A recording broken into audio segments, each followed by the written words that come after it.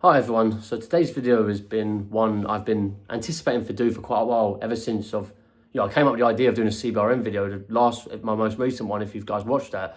I thought I have to do an Exercise Blue Warrior CPT one to really talk about my experience in it and actually give you a bit more details on what you could probably find online. So, it's just going to be quite a long video. I'll try and shorten it down as much as possible, but I'm going to talk about as much as I can to give you guys the best insight before you go in, whether you haven't gone into basic training or you're still in IFPT, you're halfway through, or you're going in next week or whatnot. Hopefully this video can be useful to anyone in that regard. So, Exercise Blue Warrior or CPT will be conducted on the last week of your IFPT training, the initial force protection training for the people who haven't gone there yet. This is the biggest part of training. This is like 6 weeks long or something like that. So this will be conducted on the 6th week of IFPT training, or I think that's like the 7th or 8th week overall, if that makes sense, of your entire time of basic training. And this is probably the biggest part of it. So even though it's conducted and starts on the last week, it actually sort of begins on the Thursday or Friday on the week previous to it.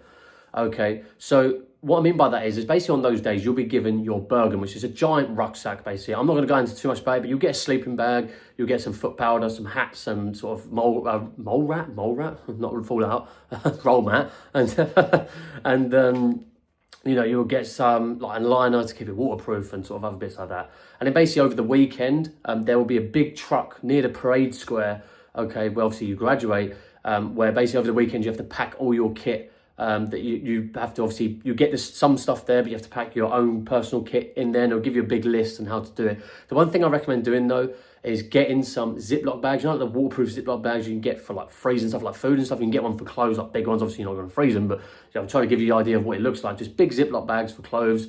And the key ones is that you need to do, I think it's 5 or 4 sets of Monday to Friday, so obviously that'll be 5. Or Tuesday to Friday actually, because I think obviously Monday you'll be wearing one already. It's one of the two. And basically in these individual sets, so 4 or 5 sets, they will have some pair of socks, black socks, obviously for your boots, underwear, whatever underwear you're wearing, excuse me, and then your green shirts, like the PT shirts. So if you guys haven't gone to basic training yet, you're basically for PT, you're wearing these green shirts, and they're also the same shirts you wear under your PCS, your camos, your greens. You need them in each individual pack, so 4 sets of each. Obviously, I think it's Monday to Friday or Tuesday to Friday, so I want to just, label them with a marker pen, or Mon, Chew, Wed, or whatever, right? Just to give it some clarity, which is which. And then basically what you do is then every day when you're in your morning, which I'll go through a bit later on in the video, you'll basically change out of them and that's basically it. And then you need some, basically everything you take, or whatever is listed, has to be waterproof unless itself is waterproof, if that makes sense. Obviously, if you take your smock, which I believe is waterproof, so you don't need to put a bag around it or anything. However, your toothbrush, obviously your soap dish holder, you'll need like the traveling case ones, you can put your toothbrush in. Obviously you need to put that in a case, obviously brush it and make sure it stays dry, and that's a big part, especially simulate if you're out in the battlefield. Obviously getting wet is a big no-no, so obviously if you're raining and stuff, you need to sort that out. And unfortunately, it didn't rain. I done it in the middle of June, so it was more hot than cold, and it was still not nice, I'll put it that way. Yeah, then basically you do that over the weekend. The one thing I would recommend do it Friday evening, Friday night, or as soon as you get back. For me, a lot of people on Friday, they get back and they just sleep because they're so tired. I just can't sleep throughout the day, so I really try and be as productive as I can on Friday so I can have a rest Saturday and Sunday. So I got most of it done by Friday night. I've got a little bit more to do. I wanted to repack it, make sure I've got absolutely everything. So double check everything, guys. Pack it, repack it again, just to make sure that you've got it correctly. And again, they'll show you how to properly pack and sort of manage these sort of sleeping bag and other things you get given while having all your other kit in there, but they'll show you that, so don't worry too much. Obviously do that, and then Saturday, by Saturday midday, you then obviously once you're done, whatever day you get it done over that weekend, you throw it onto the truck. You'll have this orange tape that you have your name, section number, and service number, I believe, and rank and such, and obviously goes in and that's done. And then basically Monday comes around, and what will happen is that you'll get on a coach in the morning, you'll do some rifle stuff, so you'll do slings and things like that. So obviously if you haven't gone to basic training, don't worry about it too much, but if you've gone through the weapons part of your IFPT, you'll probably heard about the sling. Obviously just do a sling. If you don't know how to do it, obviously ask staff or ask someone who does know how to do it. Then you'll get on a coach, and basically an hour away from base or so, maybe it's like 2 hours, I think it's about an hour, it felt like an hour, you then arrive at this camp. I don't know if it's an army camp or MOD place, I don't actually know. And then straight away, as soon as you get there, you get in your sections, you get a rifle, and it begins from that time on. Okay, so the first thing you start doing is this sort of like movements, and I'm not going to ruin it. I don't want to ruin it for you guys. Because it was an enjoyable experience for me, even though it was quite a bit of a struggle, physically speaking. But I did enjoy it overall. You sort of learn how to sort of maneuver over a particular terrain. Whether you're on an open field, you sort of move as a unit in a certain way. Whether you're on a dirt track, whether you're in a single file, whatever, you do it in different ways to sort of simulate if you're in enemy territory, you're in a war zone. This is how you would move if you was to sort of maneuver over a certain way, and you'll do it, and certain commands and hand signals and things like that to try and prevent. Obviously speaking, so obviously the enemy could detect you and things like that. So it's really interesting stuff. I really enjoyed that. I won't dive into how much it is. It's not really relevant. I don't want to ruin it for you guys, but just to give you an idea, and then all you're doing is actually move into the camp that you're going to be doing. So it's sort of killing two birds with one stone. They're getting you to the camp or simultaneously learning how to sort of maneuver over an open field, dirt track and other things like that. So it's pretty cool. And then basically from that point on, you'll be put into, I think it's called like the port or something like that, where you'll be staying. Now, this is actually a question I've been getting when I was at Halton, and sort of, I think it's been like 1 or 2 videos that I've posted, or I've seen it in some other videos, I can't actually remember, where people actually talk about what do you actually stay under. There's this obviously sort of question as to what you stay under. So basically the best way I can describe it, if you guys know what a tarp is, okay, a big piece of plastic, big sheet of plastic, okay? You tie that with bungee cords around 2 decent sized trees, and then you basically pull it diagonally so it slopes all the way down, and then you peg it to the floor. That's it. That's what you're sleeping under for a week. Probably thinking like, what? Yes, that is what you're sleeping under a week. If it's wet, you might get wet. If you've done it right, though, you shouldn't do. You should only get a little bit wet. But obviously, the whole point of it is that when the rain hits it, obviously goes down away from you to stop the water coming in. Again, you're supposed to simulate that you're on a battlefield or whatnot. You're staying in territory or whatever words they do. So it's not the comfortable, but I actually found that you'll get the best night's sleep. Okay, it's really strange. So all you have is a roll mat. Obviously, you get your sleeping bag. It's actually quite comfy, I think. Obviously, you get your warm kit on if it's cold, and you obviously get really tight and snuggly. And then, I actually slept really, really well, actually, to be really honest. It's the best time I slept at basic training. So anyway, and that sort of happens for the next 5 days. So actually, before that, to be brutally honest, you'll be given a 24-hour ration pack. Now, don't make the same mistake that I did. There'll be 3 main meals in a 24-hour ration pack with a bunch of snacks and teas and coffees and energy drinks and others, and chewing gum as well, which is a lifesaver. I love chewing gum, anything. I like chewing gum anyway, but just, I don't know, I find it quite a stress relief. So I was chewing quite a bit. Obviously, not in front of the staff. Obviously, at lunchtime and stuff, I was chewing things. Anyway, but you'll be given like basically 1 breakfast, 1 lunch, 1 dinner. Now, unfortunately, you might get a mixture of different ones. You do have a vegan one, which I avoided in every way because you have to eat it. And I end up just heaving it up on our will. But, in their case, you're starving, you're in a war zone or whatnot. You don't have the luxury of choosing what you get to eat. You eat what you're given. So you have 1 breakfast, 1 lunch, and 1 dinner. Now, the funny thing is for me, obviously that 24-hour ration pack will last you lunch, dinner, and then the breakfast the next morning. Then you get another one, lunch, dinner, breakfast. Okay, that's how it rotation, not breakfast, lunch, dinner, and it rotates. It's lunch, dinner, breakfast, then it rotates to a new one that you get given. Okay, so things to keep in mind. Okay, you have to eat the entire meal. Okay, depends on what section command you have. Some section commanders are really strict and they will check it and bollock you if you don't. Some section commanders are a bit more relaxed, but obviously just eat it all. You're going to need fuel anyway. The only thing for me, it gave me like the worst acid reflux in the entire world. My throat was burning by the end of it. It was horrible. So I had quite a bad reaction, although the food was actually all right. I didn't really mind ration packs. But yeah, anyway, so the mistake I made was that I had breakfast, lunch and dinner, and I didn't know this. I thought we was going to be given another one. I didn't specify it. So I had my breakfast for lunch and then my lunch for dinner. And then the next morning, because I only had one thing, I had to have my dinner for breakfast. It was spicy pork rice. So you could imagine what that was like in the morning. It was actually bloody delicious. Okay, so I had no problem doing it. So that's obviously another thing. It rotates every day, if you guys know what I'm talking about. You also have to drink a brew or an energy drink, and you have to eat a snack as well. You have to do this, and then once that's done, you do the other bits. And I'll talk about morning routine in just a bit. So obviously the sort of night time comes around, and for us on the first day, you sort of go out in the field I won't ruin this again too much, but basically what they teach you is how to hear certain things and look out for certain things if you're in enemy territory. And I won't say any more than that, but just to give you some idea of what you do. It's really bloody cool. I really enjoyed it. And yeah, so now let's actually talk about the biggest part. And this is actually a pass or fail part of Blue Warrior, as they say to you, okay, is the morning routine. Now, they will tell you this is probably the hardest part of IFPT, of Blue Warrior, okay, because it's time constraint. They give you almost 2 hours, sometimes a little bit over 2 hours, depending on the day, depends how they're feeling as well, to conduct your morning routine. Now, what does morning routine consist of? That consists of weapon cleaning, food cooking, shaving for guys, maybe for girls, I don't know, but shaving for guys especially, washing with fresh hot water, okay, and obviously brushing your teeth, and then obviously cleaning your mess tins, all this, making sure your kit's in your bag, everything's ready, squared away for the day. It's mainly like 6 or 7 things, okay? Most people are like, what? That is easy. No, it isn't, okay? I thought that going into it, you know, you've got to be really sort of constructive, because the one thing is, and I should have really mentioned this in the beginning, is that you cannot leave your weapon out of your sight, including your weapon as well. So if you go to get water, you have to take your weapon with you. If you're going to go to the toilet, you have to take your weapon with you and your weapon, and you have to have someone to go with you as well. So it's really stressful, because if you didn't have to do that, it'd probably be piss easy to do. But then you have to sling up your weapon, put it all on, get all that stuff, helmet on as well, move to just get some water, come back, take it off. So it does take up a lot of time, and time goes very quick. So I would definitely recommend you guys, if you first get in there, do not take the piss with it, okay? Be quite serious with it and just get it done as fast as you can. Okay, there's some people who just never got it done and they always got bollocks and thrashed around, so there's just no point. Okay, so the way I did it was this. This is how I structured it in my brain.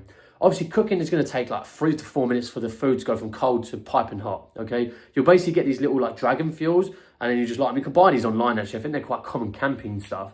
And you just set it alight, and it just goes really hot really quick. So it boils water very quickly. Obviously, you fold up your ration pack, you put it in cold water, which is obviously going to boil. You put a tin over it to keep the heat in, and it'll take about 2 to 3 minutes. As soon as I'd done that, I was straight on my weapon. I was stripping it. Obviously, I was quite confident stripping my weapon. So I got in there, got some, get some cleaning bit, get around as a place is called the Cat's Bumhole. You'll know exactly what that is if you go there.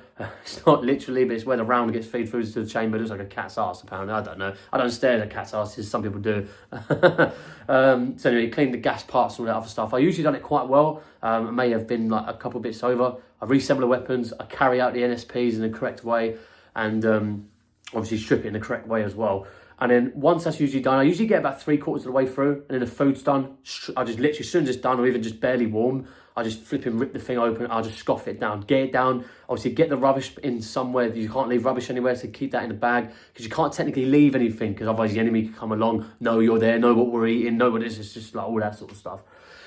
And then basically what you do is you have to go and boil more water, because now you have to shave. Now, for some people, they shaved in these basically tents area. These tents have no lights. It is pitch black in these tents. People are using like torches and sort of other things like that. And I didn't actually bring a torch. I know you have to bring a head torch. I forgot that you have to bring a head torch and use a head torch. Obviously, you get butt naked. Okay, so obviously you have to water to shave, and then also water to clean. So you can't use that same water. You have to go and use different water as well. So you've got to reboil water again.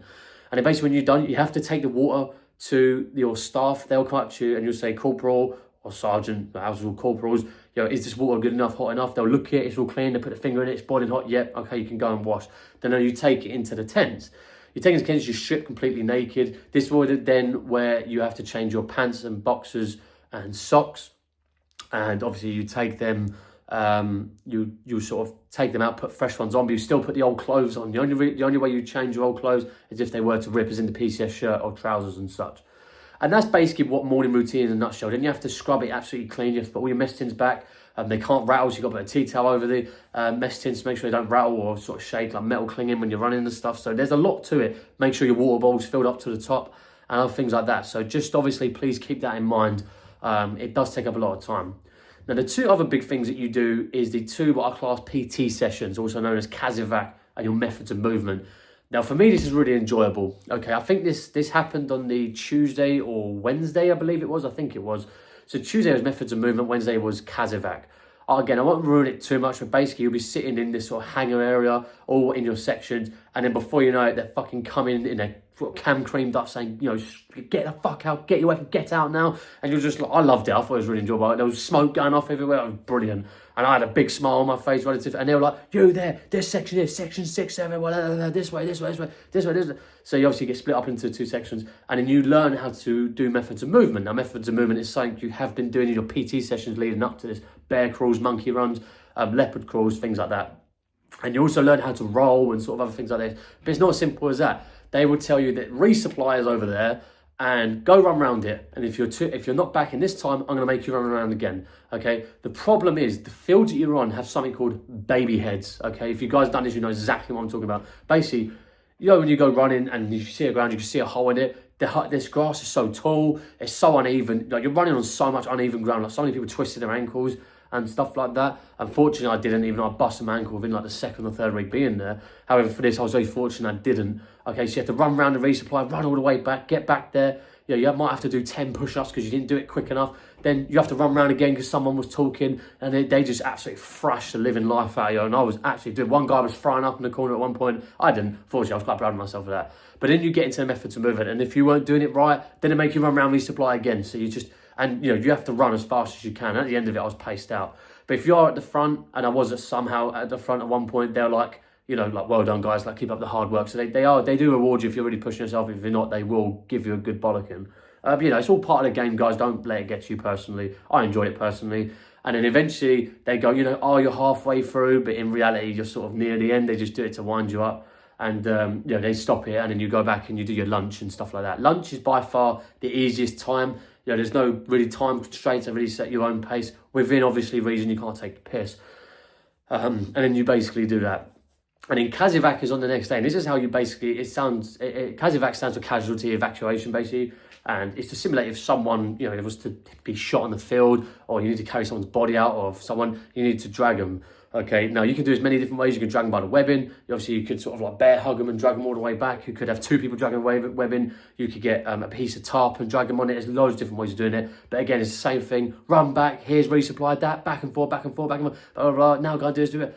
And it's just quite. And then basically they'll teach you that you have to say, like, I won't say what words they are, but you have to chant a sort of about 3 or 4 words. If you guys have watched, you know, I don't know if you've seen the bayonet training in like the paras or the, I don't know if it's the Royal Marines or both, I'm not sure. And then they say like, what makes a grass grow, blah, blah, blah. There's something like that, but the Air Force's version. You'll see that the Air Force version is, well, it represents the Air Force, I'm going to put it that way. Anyway, the only thing about this, though, is quite an interesting story. I was with this guy who was in my room for the whole of Halton. He was in room 6. And I paired up with him. He was a reg gunner. So obviously reg gunners at this point, this is their biggest part, because it's to sort of introduce you into what reg phase 2 is going to be like to some extent. And I thought, you know, I'll pair up with him, and I felt so sorry for him because I was way too heavy for him to drag. You know, I'm not a light person. I was quite skinny then, so I was still about 90, maybe 80 kilos. I think about 80, maybe even like 75 kilos. Ain't too heavy, but you know, it's relatively heavy for him. And you know, he was trying to drag me, just couldn't do it. And then he was like, basically everyone goes off. There's like 8 or 10 pairs will lead up to there. They come back, and obviously once you get there, you switch over and then you gun back. So you know, one person drags you, you switch over, the other person drags that person back. And he just couldn't get me forwards. I felt so bad for him. I was like being really floppy because you have to act like you're dead. And then his staff was like screaming at him. He was like, you know, my last name. He was like, what is you know, he goes, how much do you weigh? And I was like, oh, I don't know, Corporal, like 12.5 stone, 13 stone. And he was like, 13 stone? He goes, flip me, my grandma can do better than that. You're going to be carry guys at least 15 stone. And if they need to get out of the flipping war zone, you need to drag them. Get a fucking moving, like to the guy. I was like, I feel so bad. Why did I pick him? I wish I picked someone that I could, you know, I'm a bit more stronger, like, so I could probably drag maybe someone who's a little bit heavier. But yeah, we got to the other end, and they said to me, like, you know, he goes, right, fucking show him out, it's done. Drag him all the way back. So I just grabbed this guy, and I'd done it within about 3 seconds. I just literally just dragged this guy. I felt so bad, because then you had to go and do it again. But, you know, it is what it is. We had a good laugh about it afterwards once we got back from it. I felt so bad, though. But anyway, that's basically what, and they'll teach you how to do tourniquets and other things like that, or tourniquets, or whatever they're called. And that's basically that. And then over the days, you'll be doing loads of different stuff. So you'll be learning how to shoot at a certain sort of, like how to sort of, if you're like, for example, if you're engaging an enemy at a distance, okay, they'll tell you sort of like markers that you can sort of shout out in order to sort of obviously relay it to your team so they know where to lay fire down or suppress and fire, whatnot. You'll be doing a stretcher run as well. That's another one you'll have to do. And then you'll also do this sort of one where you're sort of, my favourite one is where you basically, actually no, it's not my favourite one. I'll talk about the other bit in a minute. This is where you're going across the field and then you come under contact and you have to like dart left and right and you're laying down fire and then you shout to someone, they move, and then they're laying fire and they shout you and you move. So again, that was freaking awesome. I loved that so much. So yeah, getting past the morning routine and the phys side of it, it was brilliant, like the rest of it. And then when it actually comes to the Thursday, this is when you actually do Exercise Blue Warrior. The rest of it's also known as, it's basically known as CPT. Exercise Blue Warrior is basically everything you've done for the past 3 or 4 days now comes into this day. And you do everything from the stretcher run again, you then go across this and you have to show that you basically what you've been taught is correct. Okay, so my favorite one though is basically we was going through this wood and this little forest area. And he said, you know, I want you to move forward. When you come under when you get contacted, then, you know, you have to basically what we've been trained to do. And, you know, I was always a leading man. I was always the top one for some bloody reason. So anyway, I got contacted. So I done the sort of correct safety procedures. I started laying down fire and then I screamed to like my friend that I'm like preparing to move, and then they shout move, and then obviously they lay down fire and then I'm moving back, and then I turn around, start laying fire down. They then shout the same thing, they move back, and that's how you effectively retreat to a safe location. In a nutshell. Again, I'm not gonna. There's a bit more to it than that, but that's basically one of the things to do, and it was just absolutely freaking brilliant. I loved it so much. And then yeah, that's basically it, guys. That's what IFPT is. Then on the Friday, you'll basically pack up all your stuff. You'll pack up the camp. It seems like a very long week because the amount you do and other things like that. But obviously, go back to coaches. You'll do a bit more phys. You'll be running a little bit on the way back. So you'll be a bit tired. You'll have your weapon and stuff. And well, I think you have your weapons. I'm pretty sure you do. You won't have your burgers that'll be sort of loaded up, and you load all the tent down. So you put the tent down where you're washing up and things like this. Obviously, please keep in mind for all the girls and stuff. You won't be another guy. You won't be in guys ones. Don't worry. You'll be in your own girl ones. So you won't see a bunch of naked guys or girls running around. So don't worry. But yeah, one thing I definitely recommend is bringing a set of head torch. And you also do this sort of like the other thing I forgot to mention is you'll be learning how to put cam cream on. Okay, you probably the guys know what this is. It's all like obviously the camo on your face, and you have to at some point sort of like play hide and seek, and you have to put sort of grass on your helmet and on yourself. You've got to try and blend in, and they got like people got to try and pick out where you are. It's just try and talk about blending in with the elements, learning there's no straight lines in nature and other things like that. Just sort of like really baseline soldiering stuff. And you know, it was just pretty cool stuff, to be brutally honest. And then in between that, you'll be doing more like, if you was walking on a dirt road, you know, you do all the sort of manoeuvres that I mentioned in the beginning.